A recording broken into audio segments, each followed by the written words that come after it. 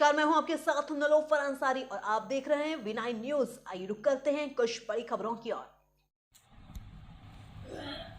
औरंगाबाद लोकसभा आम निर्वाचन 2024 के तहत औरंगाबाद संसदीय सीट से नाम निर्देशन पत्र दाखिल करने वाले 21 उम्मीदवारों में 1 दर्जन प्रत्याशियों का नामांकन रद्द कर दिया गया है। नामांकन रद्द होने के बाद अब 9 प्रत्याशी ही चुनाव मैदान में रह गए हैं। अभ्यर्थिता रद्द किए गए प्रत्याशियों को में 2 दलीय उम्मीदवार भी शामिल हैं। वहीं अभ्यर्थिता रद्द किए जाने से क्षुब्ध कई उम्मीदवारों ने एक साजिश के तहत नाम निर्देशन रद्द किए जाने का आरोप लगाया है।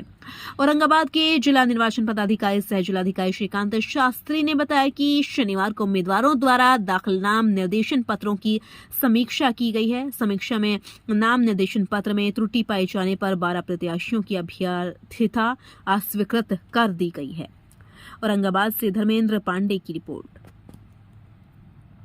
औरंगाबाद लोकसभा निर्वाचन क्षेत्र संख्या 37 के अखिल हिंद थर्ड ब्लॉक क्रांतिकारी के उम्मीदवार के रूप में मैं हूं और मैं भी जैसे कि स्क्रूटनी कार्यालय में बैठ करके डीएम महोदय निर्वाचन पदाधिकारी महोदय के समक्ष में बैठे हुए थे। उसमें से सभी साथियों को स्क्रूटनी में जो है कि कुछ कॉलम खाली रहने के कारण जो है कि छांटा गया है। उसमें माननीय महोदय पूर्व सांसद महोदय सुशील बाबू, अभी बताऊँ चुनाव हो रहा है, पूर्व सांसद महोदय माननीय सुशील बाबू को भी एक कॉलम खाली था। उसमें जो है कि महोदय जी और निर्वाचन पदाधिकारी के बीच में दोनों में झंझट हुई। झंझट होने के क्रम में फिर उनका फार्म फाइल निकला, फाइल होकर के फिर उनमें चेक हुआ।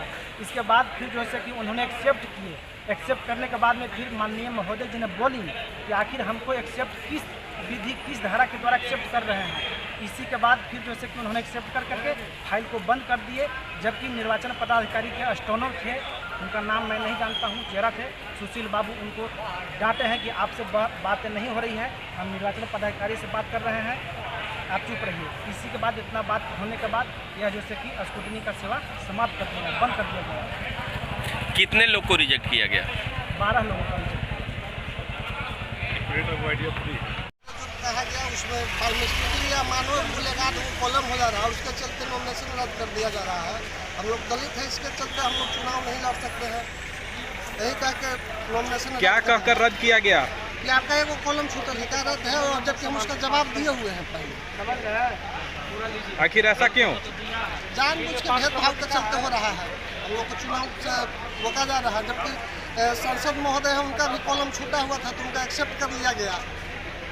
आखिर ऐसा क्यों कि सांसद महोदय का एक्सेप्ट कर लिया गया? और अब आपका पावर में हम लोग पावर में थोड़ी है, हम लोग को लड़ना चाह रहे हैं, इसकी वजह से हम लोग को तंग परेशान किया जा रहा है। अब क्या करेंगे? मेरा आप नाम विनोद प्रसाद चौधरी हुआ। अब क्या करेंगे आप? अब क्या हमें नोटिस दिया गया था। 1 मिनट, हाँ बताइए। क्या कॉलम में कमी नहीं रहा है। जो क्या आखिर कैसे ये हुआ? जो भी नोटिस दिया गया था हमको कि ये कॉलम खाली रह गया है। पहला नंबर तो हमको जो फॉर्म दिया गया था एनआर जो काट करके, वो गलत दिया गया था। उसके पीछे वाले पृष्ठ पे किसी पर भी नहीं था, वो सादा था। इसके बाद हमको बोला गया कि उस पन्ने को आप अटैच कीजिए। हमने जा करके सुजीत कुमार सिंह के साथ वहाँ लिया गया दोबारा से फॉर्म लेकर के सारा जो है अटैच किया हूँ। इसके बाद उसमें इनको कहा जा रहा है कि ये कॉलम आपका खाली रह गया। हमारा कहना है कि जो कॉलम खाली है उसको हमको दिखाया जाए। अगर मान लीजिए हमारे सामने रख दिया जाएगा कि इस कॉलम को खाली है, ठीक है, मान लेंगे, स्वीकार करेंगे। लेकिन ऐसा कहीं भी नहीं हुआ है। हमने PDF निकाला था कल करीब शाम में 7 बजे सुजीत सिंह का और माननीय जो सांसद हमारे हैं सुशील कुमार सिंह का, और जो वो भरे थे उसी आधार पे हमने उनको भर के दिया है और उनका PDF अभी हमारे पास है भी। क्या लगता है आपको ये किसकी चूक है? अब कैसे कहा जा सकता है?